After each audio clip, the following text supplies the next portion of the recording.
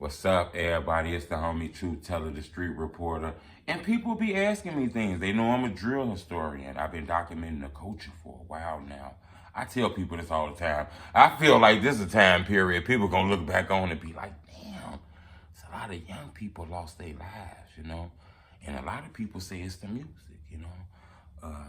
People always ask me about Lil Tim, King Von. We all seen them events. I done talked about this several times. I done took this to the board. I done traveled and went to the crime scene. This was a monumental moment in the culture.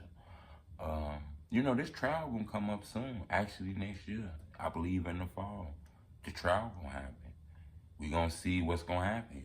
Is Lil Tim gonna be convicted? He gonna go to prison, spend time in prison, or is he gonna be found, innocent? This was self-defense. He did what he had to do. People talk about the self-defense. I always tell people this, and I done said this plenty of times. Self-defense is something, the courts normally give like a civilian, a person who ain't really been involved in a lot of street shit. Not saying street niggas ain't got through with that. But what I'm saying is, it'd be hard claiming the self-defense, when you got a background, when like an ex-criminal, a history of gang banging and drug dealing and shit like that. It'd be kind of hard to prove self-defense. Sometimes the jury look at you like, trouble seeing to find you, I'm not saying that's going to be the case, but what I am going to say is, I do find this case kind of, standoutish a little bit. What I mean is, people get touchy with their opinions in this case. Me personally, I don't got no fight in this, I'm not here to convict nobody, but I'm here to bring the news to your face, the shit that's covered up. That's my job. I do see the self-defense. Don't get me wrong. I see the part where they say, it's self-defense. This guy was getting attacked. People had to do what they had to do. They had to get back home. Lil Tim is a friend. You would want your friend to do that. You wouldn't want your friend to just allow people to beat you down and he got to blick on them. I get it. I totally get it.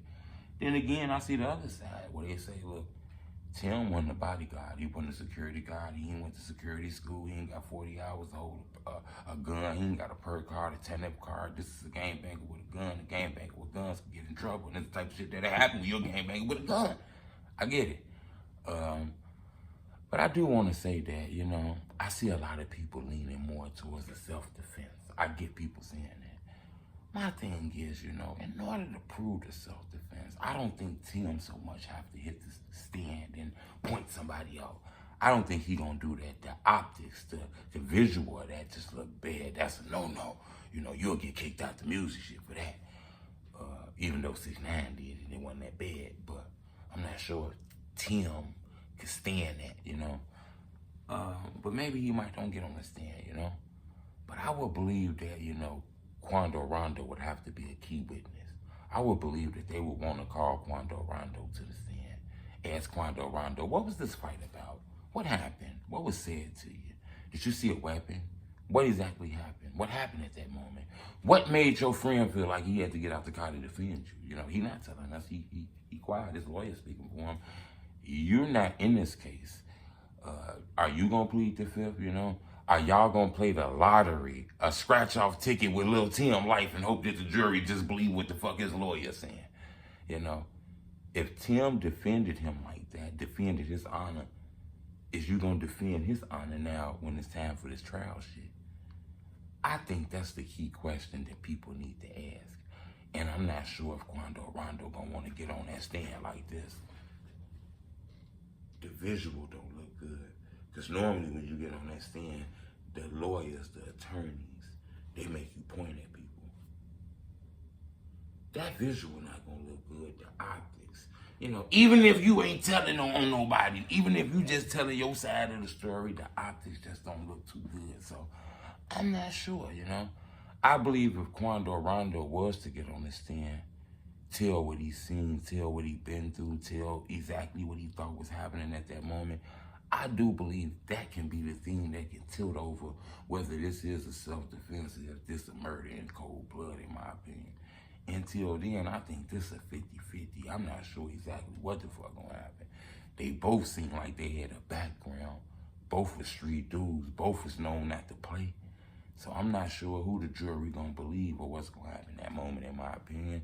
I think this is something we're gonna have to put it to be continued on. We're gonna have to watch this for a little while, you know, when that trial starts. We're gonna actually be in Atlanta covering that trial. So I want you to subscribe to my YouTube channel. I'm gonna keep you updated on that.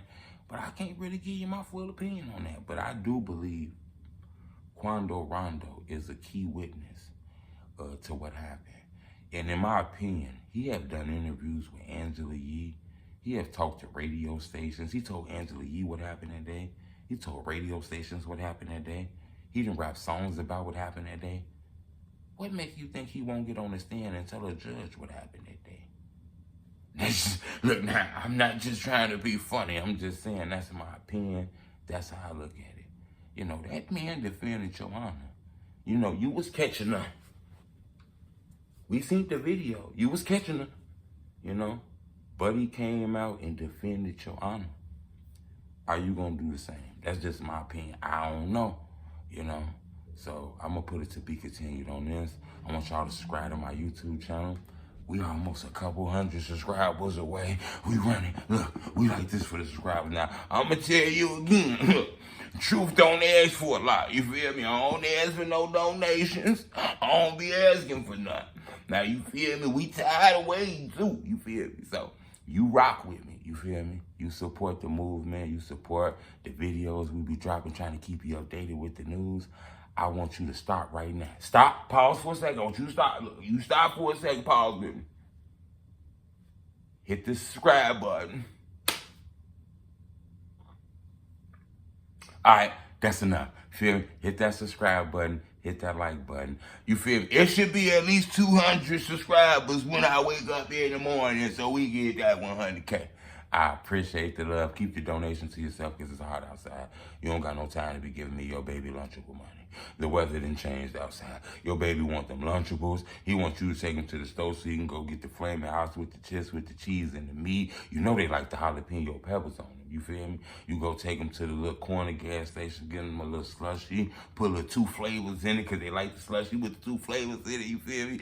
You don't got no time to be cash out me that money. You want to support me, you just hit that subscribe button today, like I said. I appreciate the love. And another thing I want you to do for me, check out my new exclusive interview with Shark on Land. I'm going to drop that interview probably tomorrow. To be honest with you, if I'm feeling good, you know, y'all get a lot of likes on this video right here. I might drop part 1 tonight. But I think this one of the best interviews that I done did with Shark on Land. You know, Shark on Land is, in my opinion, the third Truth Teller TV legend on the platform. I do believe Shark on Land interview that we just did is a classic. I think this is one of the best interviews that has been done so far. I ain't gonna say top 5, but we'll put it in top 10. Shark was like a book today. Shark didn't hide nothing. This was a dope interview that I did with Shark. Now, whether you agree with anything he said, and everything that he said is Shark opinions, it's not my opinions. I want you to understand that what Shark said ain't got nothing to do with Truth Teller. But I do want you to know this was a dope interview. Shark gave you his true opinions on everything. I'm going to tell you something. I'm going to let you in on something. Shark told me something about FBG Duck and FBG Cash that I thought was shocking. And I think it's going to shock the world when you hear what he told me, in my opinion. It's that strong, in my opinion. So subscribe to my YouTube channel right now so y'all don't miss it. But I appreciate the love. It's only 2 times Street Reporter. Now get off this phone.